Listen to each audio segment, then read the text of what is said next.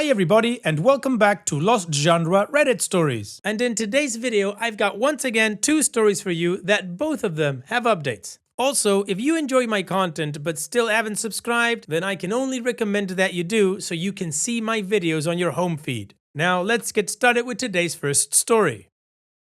And this post is from the subreddit Am I the A-hole AITAH? And it's by user Horror Fiasco. Am I the a-hole for testing my girlfriend? I, 26 male, and Clara, fake name, 23 female, have been dating for 3 years. I have been cheated on in past relationships, particularly in high school, and have had a tough time getting over it. Yes, I know I should work through it and see a therapist, but I'm not sure I'm ready to uncover everything to a random stranger. Anyways, Clara and I have an incredible relationship. We like most of the same things and support each other in the things we may not agree on all the time. We have an amazing intimate relationship and like the same things in the bedroom. All in all, I couldn't ask for a better girlfriend. However, I guess I was feeling especially insecure one day and felt almost as if it was too good to be true. As in the past, my exes also seemed to be so perfect before they tragically fell into infidelity. While she was at work, I made a fake Instagram account and messaged her using an AI-created face and text, asking her to do explicit things. It took some time, but she responded and denied the offers. I'll admit I got carried away playing the character of a douchebag and got a little forceful and aggressive until she blocked me. I was proud of her for not cheating and for remaining loyal, and thought nothing of it for the rest of the evening. She came home that night and completely broke down and showed me texts that had awoken her PTSD from some guy on Instagram. I proceeded to pretend as if it wasn't me and comforted her, though she didn't seem to lighten up after that. I got frustrated and we had an argument, and she called me an a-hole for expecting her to be okay immediately. We slept it off and got over it. Fast forward to a few weeks later. Clara was setting up a party for her sister and asked me to text her and get some details because it wouldn't sound suspicious coming from me. I didn't understand what she expected, so I allowed her to do it on my behalf, and in doing so, she found the account and the messages and has since left and not returned. She won't return my calls and has since sent her brothers to come pick up her stuff, but they won't help me either. I have texted her, called her, and left messages explaining that she was overreacting and she should be more understanding of my situation, considering I've been cheated on before, and she hasn't. It's really frustrating because it's not like the guy on Instagram actually did anything to her, and she's making it such a big deal. I've felt a little bit of remorse because I miss her and want her back. So, am I the a-hole?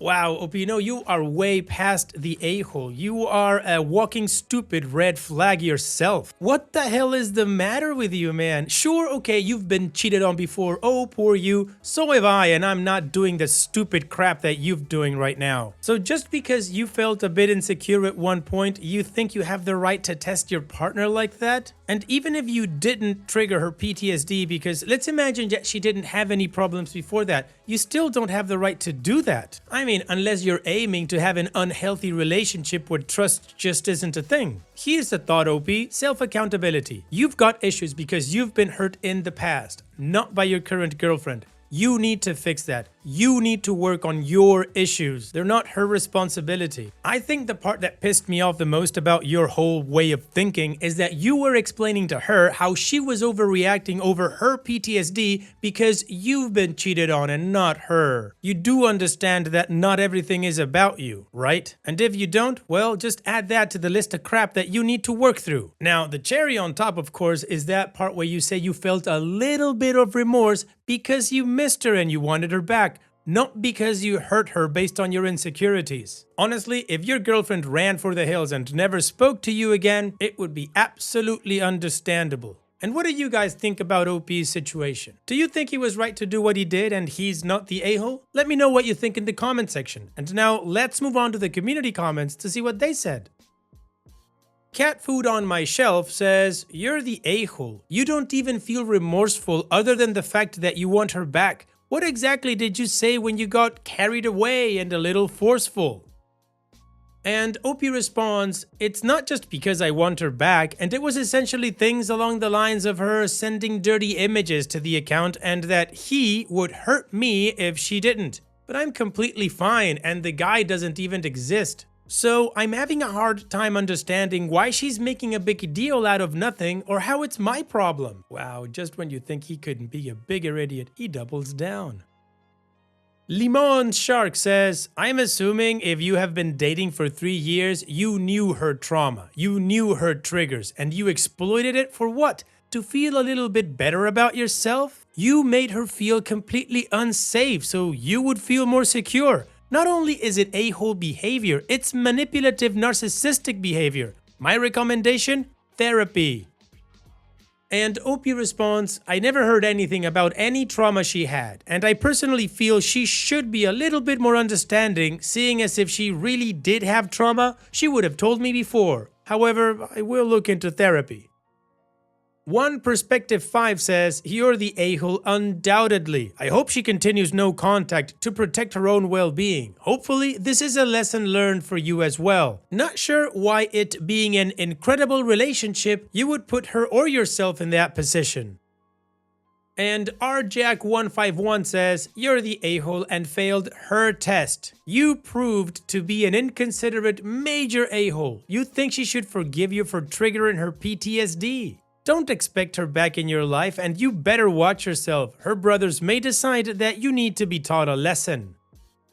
Alright, well, the community agrees that Opie is the a-hole, and apparently he still doesn't see it quite yet, but he may consider therapy, which I think is a big yes, he definitely needs it. Anyways, as the thumbnail says, this story comes with a final update, but before that, we gotta check out the update. Of course, if you're enjoying this content so far, go ahead and give a like on the video, it helps out. Now, let's move on to that first update.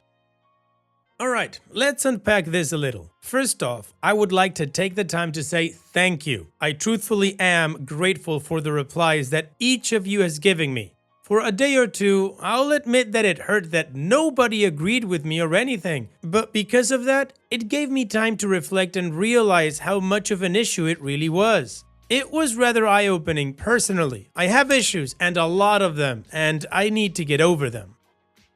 Now, to update on the situation. To the Redditor who suggested therapy and expressed their genuine concern for me and advice, I thank you greatly. Mysterious Text 2005. I decided to buckle down and get into therapy, and they wasted no time getting me in the following evening. Even though I was very nervous, we got through it, and I am going to be very frank here and say how embarrassed I was because of how much more helpful it was than I had anticipated.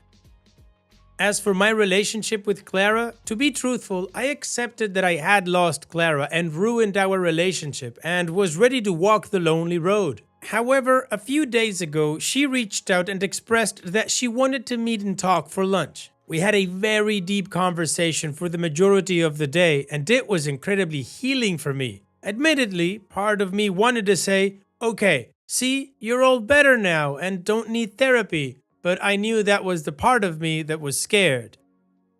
Also, admittedly, I had expected Clara to tell me that she was moving on. Instead, she gave me a second chance that I feel I don't deserve but would be stupid to pass up. I decided to take it a step further despite the nervousness I had about it and suggested couples counseling, which she loved the idea of. I've expressed my concerns and she has understood. However, we both agree that this is really important and we want this to work. I'm so grateful for the incredible amount of grace that I've been giving, and I will never make the mistake that I have made again.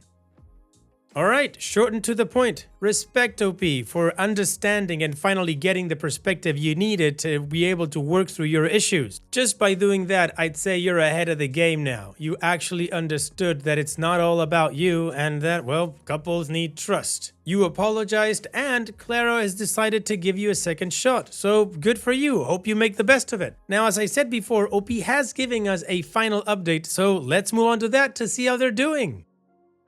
Well, I read the comments on the update. They've been eating me alive. Really, our relationship was getting better. I promise that my view and focus were solely about her and her healing, though I did not express that in my last post. It is going to show that there's a lot you don't see behind the scenes. However, seeing as I didn't mention that, I can understandably see how I was still the bad guy.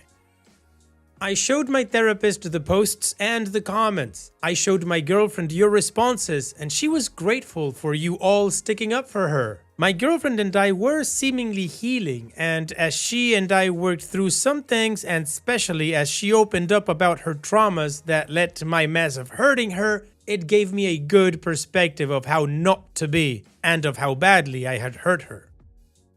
My relationship with her family was definitely a little strained, but we started getting better, and I've had long conversations with her brothers about the situation and my poor judgment. Truthfully, I really do love Clara, and I want to be able and available to help her heal. However, as I said, these comments have been eating me alive. I want her to be happy. I've asked that she and I take a break.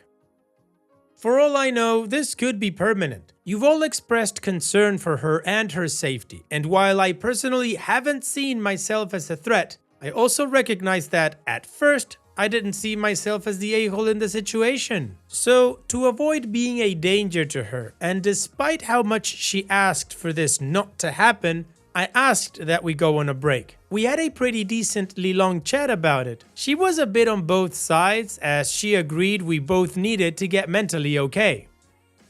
However, she did respond by saying that I was getting better and that we were working on it together. But when I said that a lot of folks were worried about her safety and the whole thing, and that I was worried about being unsafe again, she said I was thinking too much about what everyone else thought, which is also fair. But I just asked that we try it for a little and see if we can come back to it a little healthier in a little. I guess I'm hoping that ultimately, if she finds someone who can treat her better during this time, she can run away with him and he'll be able to make her happy and not the horrible things I've done. Meanwhile, these last few weeks have been tough, but I'm sure it's very necessary. It's been hard not to fall into old drug and alcohol abuse habits, so if you have any tips, I would greatly appreciate them. Extended from OP's comments, we've been talking and have decided that we aren't seeing anyone else and are purely just taking some time to patch and piece ourselves together again and to retry this relationship again shortly. Thank you all for your comments. I truly cannot express to you enough how much it means to have people respond so honestly and bluntly, but also have a heart and care for someone they don't know. Alright OP, well, you're taking it a step further. You guys are taking a little bit of time to work on yourselves respectively so that you can be better together as a whole. I think that's a great idea, because this way you don't make your partner the solution to your issues. So on that note, here's wishing you both the best in the future, OP. Thank you so much for sharing and take care. And now let's move on to the next post that, like I said in the beginning, also has an update. This post is from the subreddit Relationships and it's by user Severe Landscape. My 23 female mom, 54 female, doesn't want me to apply for a job because it would involve relocation. My mom and I are pretty close. She was my best friend growing up and I always told her everything. I'm an only child and she and my father divorced when I was very young. Between age 2 and age 13ish, it was just her and me until she got remarried. Now that I'm done with college and starting to get into the working world, I'm looking more and more at jobs that are full-time and year-round. I went to school for environmental science and currently do conservation work, so my job is seasonal. I found one job with an employer whom I long to work for, has excellent benefits, 401k, and has a mission that's pretty much exactly what I envision myself doing. While I do love my current job, it is only seasonal. The chances of getting a year-round job are good because the organization I work for now always opens up jobs for the current staff before opening it to the public. However, you just have to wait for one to open up, which is few and far between. Being seasonal, there are no benefits, but I am contributing to a pension along with my employer. The job I found is a state away from me, about 4.5 hours by car. It's in a small rural type city, so the cost of living is pretty low, and I wouldn't need to make much more than I make now to survive on my own there. I'm still living at home now because of how low my pay is. The pay is double what I'm making now, so I know I'd be just fine on my own in this new city. I told my mom about this job today and that I was thinking of applying for it. She immediately shut me down, saying that she doesn't want me to leave home yet and to give it a year. And just a bunch of ahs and ums and her dancing around my question of, you know I'm going to leave our state eventually, right? I've never wanted to stay here. Even if I apply, there's a long shot I would even get an interview, and I'm well aware of that. Even if I get an interview, actually getting the position is another hurdle. I'm thinking of applying for the job regardless because it's exactly what I want to do. The only caveat is that it's a state away. Going into my major in college, I knew that there would be a lot of moving around just because of what I wanted to focus my career on, and I was fine with that. I'm just unsure of how to get my mom on board with this, with me moving away from home within a year.